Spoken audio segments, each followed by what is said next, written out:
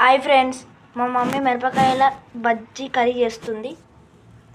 దానికి కావాల్సిన ఇంగ్రీడియంట్స్ మిరపకాయలు, ఒక ఉల్లిగడ్డ, ధనియాలు, ఎండు కొబ్బరి, జీలకర్ర, పల్లీలు అన్ని దూరగా వేపి మిక్సీ పట్టాలి.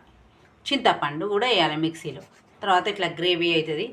ఈ గ్రేవీ తర్వాత మిరపకాయలని ఇట్లా దూరగా వేపుకోవాలి.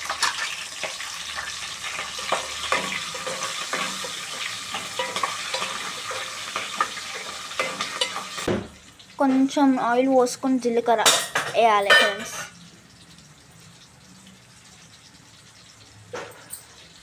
తర్వాత మనం గ్రైండ్ చేసుకున్న పేస్ట్ అంటే ఇలా వేసేయాలి ఫ్రెండ్స్.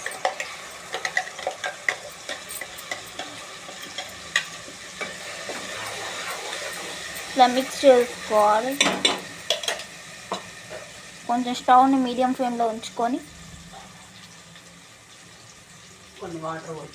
కొన్ని వాటర్ పోయాలి ఫ్రెండ్స్. ఆ వాటర్ పోసినాక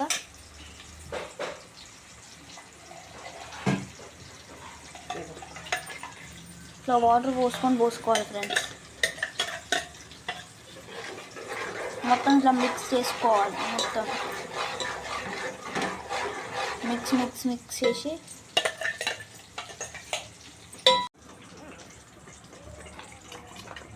కొంచెం పసుపు వేయాలి ఫ్రెండ్స్ పేస్ట్లోనే. ఒక స్పూన్ కారం ఫ్రెండ్స్ వేసి స్టవ్ని మీడియం ఫ్లేమ్లోనే ఉంచుకోవాలి. ఇట్లా అల్లం వెల్లిపాయ కూడా వేయాలి ఫ్రెండ్స్. కొంచెం అల్లం వెల్లిపాయ వేయాలి.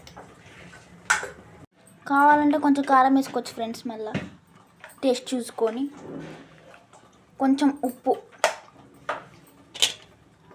మళ్ళీ వేసుకొని మళ్ళీ మిక్స్ చేయాలి. ఇప్పుడు మనం దూరగా వేపుకున్న మిరపకాయలని ఇలా వేసేయాలి. గ్రేవీలో వేసి మొత్తం మిక్స్ చేయాలి. మొత్తం మిక్స్ చేసుకుంటే ఒక 5-10 మినిట్స్ ఉంచి బంద్ చేయాలి. అంతే. గ్రేవీలా దగ్గరకు అయినాక బంద్ చేసుకోవాలి.